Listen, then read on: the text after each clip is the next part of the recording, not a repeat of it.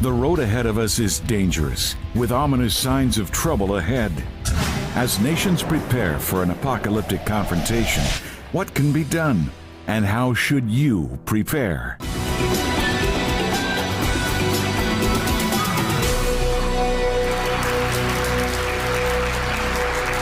Shalom and welcome to Jewish Voice. I'm Jonathan Bernis, and thank you for joining us today. Well, the Middle East continues to boil in political uncertainty and civil unrest. Last week, we took a very close look at Bible prophecy in Syria, and today we'll examine the prophecies concerning Iran that are found in Ezekiel 38 and Jeremiah 49. Have those prophecies started to unfold? That's the question. Well, our guest today is going to answer these questions. He has thoroughly studied end-time prophecy and wrote a unique and timely book called Revelation Road, Hope Beyond the Horizon. He's back this week to share more with us, so please welcome back to Jewish Voice our friend Bill Salus. Hey, Bill, welcome back. Jonathan, thanks. It's good to be back here again. I'm so glad that you agreed to come back on the program, because the whole idea, Bill, that what's happening today in the Middle East, what's happening today in the world, was foretold by the prophets hundreds of years ago, in some cases as far back as 3,000 years ago. That's compelling to me. Mm-hmm. It's interesting, you know, when Muammar Gaddafi took a bullet to the head in November of 2011 at the pinnacle of the Arab Spring, Piers Morgan of CNN interviewed retired newscaster Dan Rather and said, now that Gaddafi's out, there'll be a new regime. What do you expect for the future? And Dan Rather's comment was, he who lives by the crystal ball walks on a lot of broken glass. But Christians don't live by a crystal ball. They live by the Bible. And inside of the Bible, about a third of it is devoted toward Bible prophecy. And we are given an abundance of information about what is going on in the Middle East right now, and especially when it comes to Israel and Iran. And you mentioned two very key prophecies when you opened up the show, Ezekiel 38 and Jeremiah 49. You believe end-time prophecy, understanding end-time prophecy is key for believers. Why? Well, I do for many reasons. One, you want to prepare your lives for the days that are forthcoming. You don't want to be caught in a gas war where you can't get gas, or you can't get your ATMs to work because Iran maybe shoots off an electromagnetic pulse over our country. Bible prophecy is a witnessing tool, because when these prophecies start to happen and lives are affected, when the pages of prophecy find real-life application, there's a harvest field that's going to develop. And God has given us a silver platter of prophetic morsels to take out to that harvest field and say, look, our God told us about these events. Our God loves you. Our God sent Jesus to die for your sins. And it opens up the whole door for another level of conversation and communication. I agree. And many people that I talk to just consider this all these things a mystery. I really can't understand that. It's prophecy.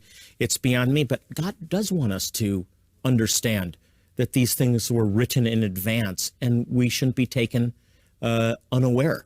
No, Isaiah 46 tells us, verses 9 and 10, that I am God, there is none other, declaring the end from the beginning and things that are not yet done. See, God authenticates his sovereignty through Bible prophecy, but also importantly, he gives us information that he feels is important for us to possess because he loves us and cares for us and wants to prepare for those. And our natural response should be to worship him for caring. That's how I was led to the Lord, through Bible prophecy. Revelation 19:10 says, worship God. The testimony of Jesus is the spirit of prophecy. It's an integral part of the Bible. Imagine this, knowing what's going to happen before it happens in detail. And Bill makes it so very easy. When we come back, we're going to talk about Iran. All eyes are on Iran. The Bible has much to say about it. So don't go away. I'm with Bill Salus, and we have a lot more to learn from him. Stay with us. The road ahead is dangerous.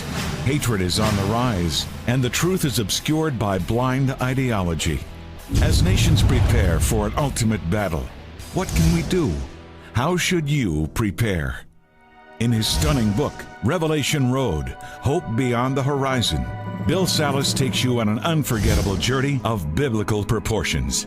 Through this unique blend of fiction novel and nonfiction research, you'll discover which nations will soon attack Israel, how Israel will fiercely defend itself, why there will be more terrorist attacks in America, and how the Arab world will face ultimate destruction.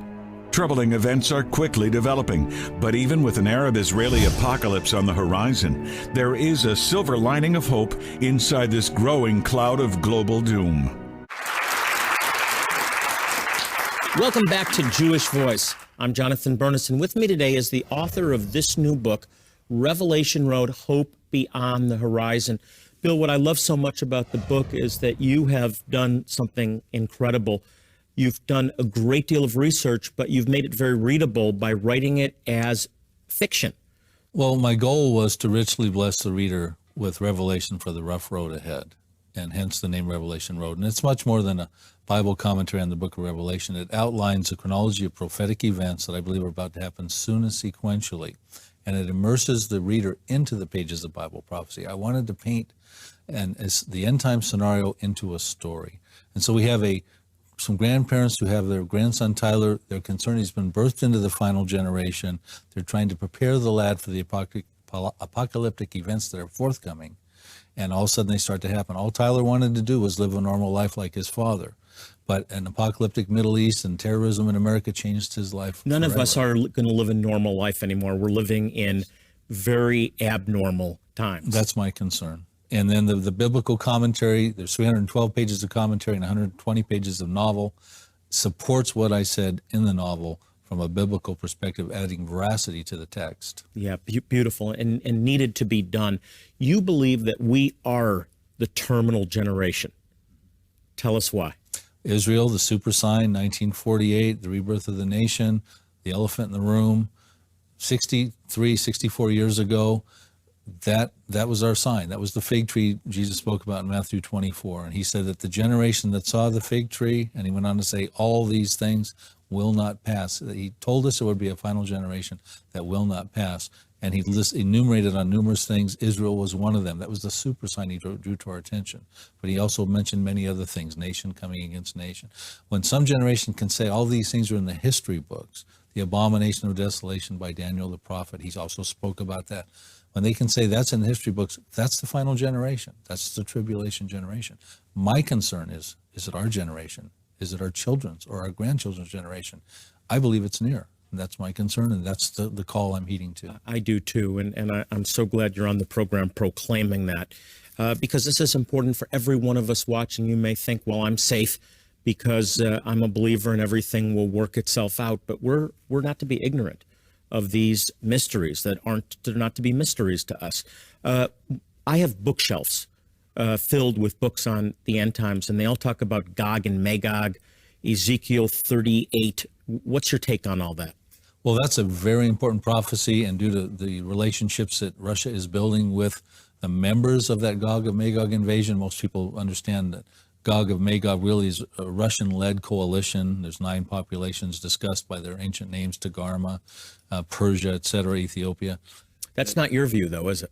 Well, I believe you have a different scenario. I believe we need to be watching for it. I believe it's near. I don't believe it's imminent. I don't believe it's next, because the Israel that Russia comes to invade, described in Ezekiel 38 verses 8 through 13, is dwelling securely in the midst of the land in the latter days, without walls, bars, nor gates, in receipt of great plunder and great spoil. Now, some of those are true. Israel is dwelling in the land, and it's in the latter days, but they're not dwelling securely.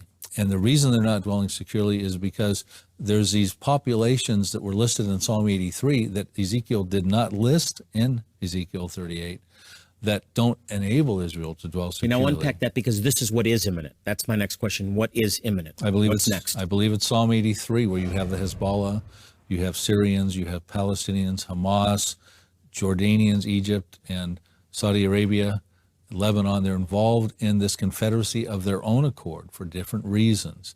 They're coming against Israel. They want to destroy the Jewish state. They form crafty counsel, we're told, because they want to possess the pastures of God for themselves, we're told in Psalm 83, verse 12.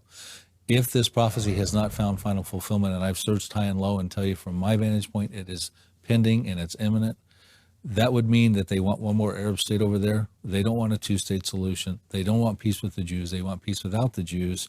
They want another state called Palestine. And this whole talk about receding back to the pre-1967 borders is a tactic, so they can have a better vantage point to wipe Israel off the map. Remember, the It Palestinians... just becomes a staging ground, right, for the annihilation of Israel. Yeah, pushing Hamas Israel doesn't into the even sea. recognize Israel's right to exist. The Palestinian school textbooks don't even have maps of Israel in them. They just have this big map of an area called Palestine.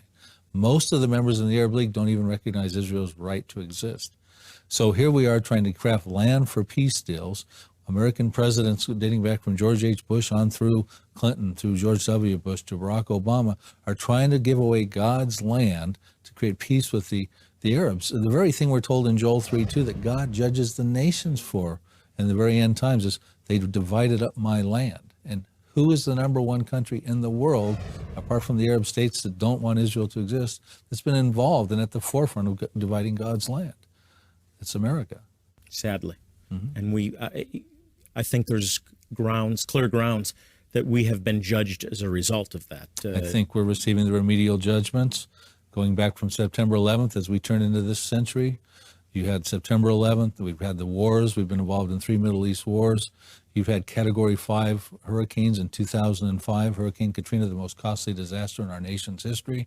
You had the BP oil spill. You've had the mortgage implosion. You've had the global financial crunch. You've had tornado seasons. I mean, it's a pretty long list. You want me to keep going? And they're all connected. You can connect them directly to efforts to try to force Israel to give up land. Let me switch a little bit, just go a little bit northwest, talk about Iran, because Iran is in the forefront of world attention now. It's likely they're nearing the completion of a nuclear weapon that's been pledged. They pledged they'll use against Israel. Focus on Iran. It's a very, very real threat, one that the Bible, I think, has spoken about and foretold about. You know, we spoke about Ezekiel 38. Ezekiel wrote at the same time the prophet Jeremiah wrote, approximately 2,600 years ago. And Ezekiel listed Iran as Persia. It was changed its name from Persia to Iran in 1935. But modern-day Iran on a map, is when these guys wrote, was much more than just modern-day ancient Persia. It also involved an area called Elam. Jeremiah wrote about Elam, but Ezekiel wrote about Persia. Ezekiel seems to have purposely omitted Elam because he mentions in Ezekiel 32 Elam. He knows about Elam, but because Elam apparently isn't involved in Ezekiel 38, he omits it, much like he omitted all the Psalm 83 inner circle of nations. Why does he do that? Well, Jeremiah gives us a very interesting end times prophecy. It tells us it's an end times prophecy because it concludes by saying, in the latter years, I will restore the captives of Elam. So we know it's an end times prophecy. And what happens in this prophecy, which I have searched high and low and do not believe it's found fulfillment yet, is that Iran fiercely angers the Lord. And because they fiercely anger the Lord, certain judgments come upon them. Now, let's just think about this for a second geopolitically. God has end times plans for Israel. He's gone to great lengths to bring them out of the nations of the world, out of a Holocaust environment, into the land of Israel. God's fingerprints are conspicuously all over the restoration of the nation of Israel. Incredible. Yeah. So he's got end times plans for them. We're told in Ezekiel 38 and 39, Ezekiel 39 verse 7, I will uphold my holy name in the midst of my people Israel, and the nation shall know I'm the Lord. He chooses that occasion with the Jews existing in the land, restored back into the land, to defeat this Gog of Magog invasion and uphold his holy name to the nations of the world. So that we know that God has end times plans for Israel. Now here comes Iran coming along, about to have a nuclear weapon, saying they want to wipe Israel off the map. Now, do you think that would fiercely anger the Lord? I do. Okay, so he's fiercely angered. How many of you think so too? Yeah, the whole audience agrees. Something has fiercely angered the Lord.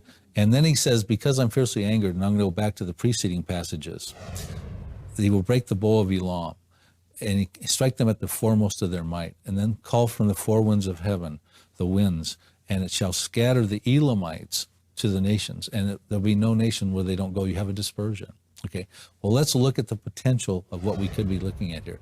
If Elam is an area where the Bushehr nuclear plant is, it's by the Persian Gulf, and it's on the western side of Iran today. The Bible is that specific. Yeah, Elam is where the Bushehr nuclear plant is. That Bushehr nuclear plant is loaded with Russian fuel rods.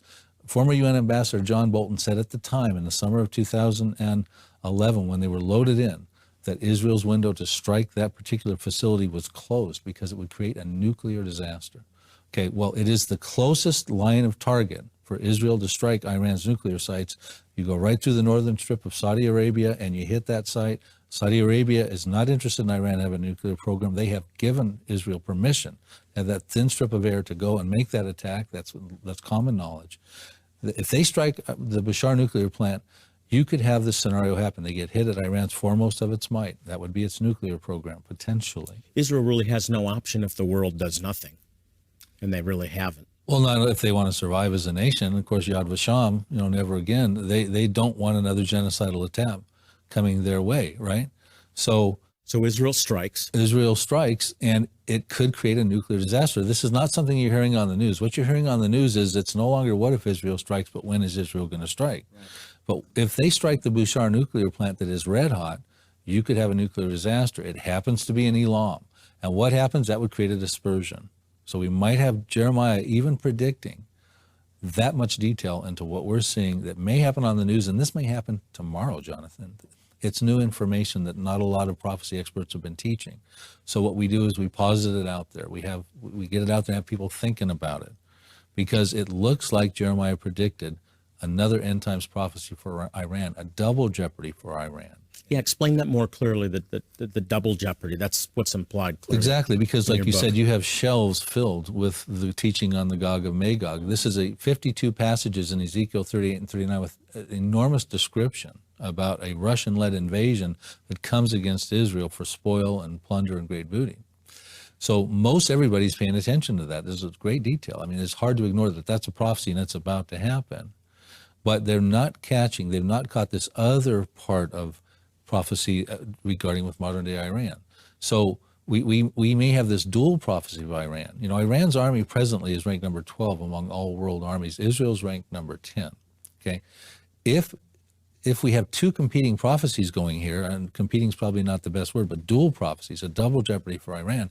If Israel strikes Iran's nuclear sites and it affects Iran adversely, maybe even nuclear fallout, Iran may slip down from being world ranked number 12. By the time it enters into the Gog of Magog invasion, it could be a second-class army. We don't know. But I mean, these are all the potential implications of understanding Iran's double jeopardy, because everyone has just simply been focused on Persia, who study these things and travels in these circles in Ezekiel 38, verse 5. They have not looked at the prophecies of Elam.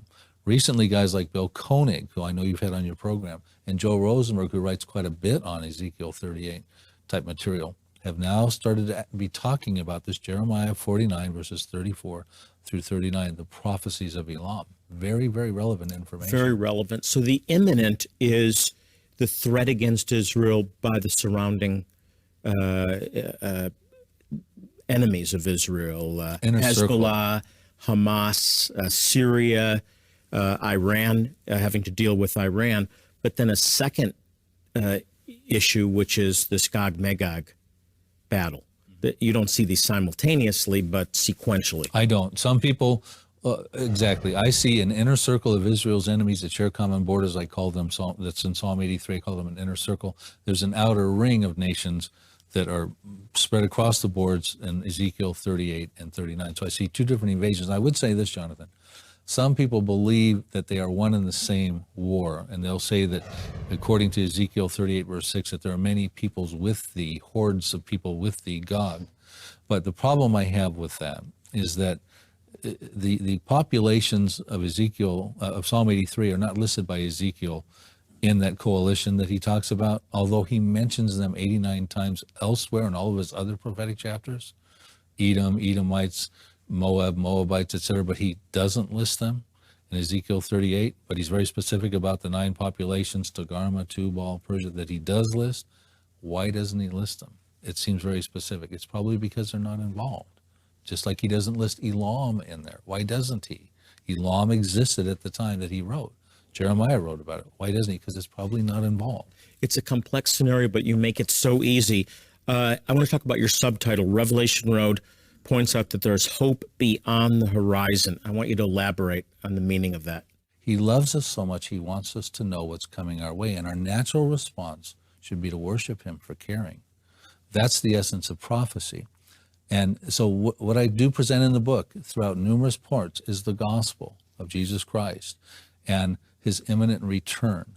And I even have an appendix in the book about how someone can get saved. It's a witnessing tool. This book is more than just a great read. It's a witnessing tool, because we have family members around us today that don't believe in Jesus, and friends and associates that need information. They need to understand and find bearing on what's going on in the world. And we can say, look, the Bible talked about these days, and here's what it said.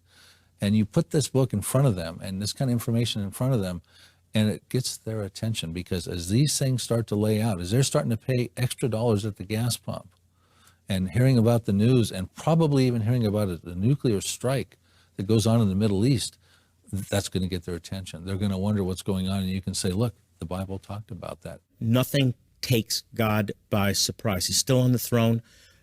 He wants you to know that everything is going to work out, but exactly what's ahead is something that's available to us, not through the news, but through the Word of God. Revelation Road, Hope Beyond the Horizon. It's clear, it's concise, it's simple, and it's very, very thorough. Bill, thank you so much Jonathan, for writing thank this. you. Thanks for being on the program. Bill Salus, everyone.